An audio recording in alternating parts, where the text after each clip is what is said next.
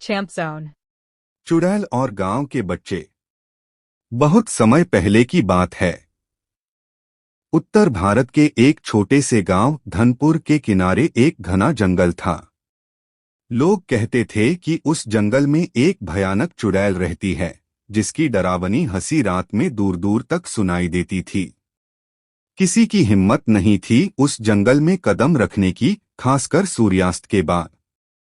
गांव के बच्चे अक्सर जंगल की ओर देखते हुए डरते, लेकिन वे यह भी सोचते थे कि चुड़ैल असली है या सिर्फ कहानी।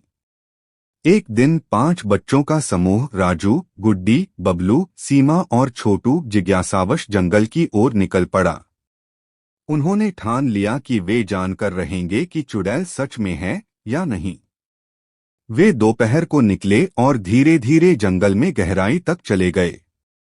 कुछ दूर जाने के बाद उन्हें एक टूटी फूटी झोपड़ी दिखाई दी।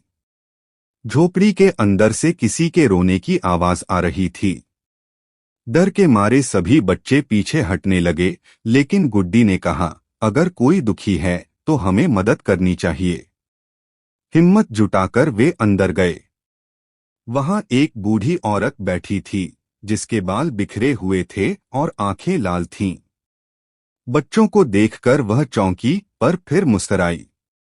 उसने कहा, क्या तुम मुझसे नहीं डरते? राजू बोला, हमें डर लगा था, लेकिन आप तो कोई भयानक चुड़ैल नहीं लगती।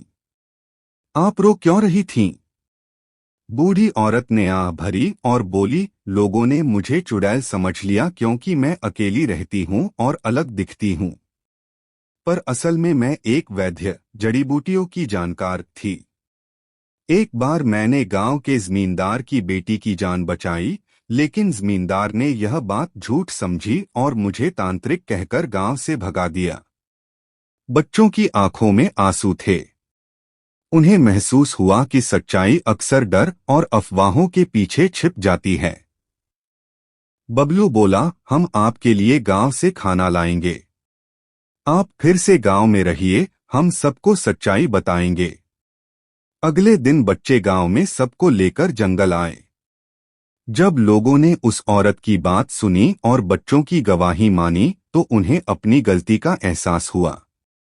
गांव वालों ने उनसे माफी मांगी और उन्हें फिर से गांव में सम्मान के साथ बसाया। अब वह चुड़ैल नहीं, बल्कि जड़ी बूटी वाली दादी के नाम से जानी जाने लगी। कहानी से सीख, डर और अफवाहें कभी कभी सच्चाई को ढक देती हैं। हमें लोगों को समझने से पहले उन्हें जानना चाहिए।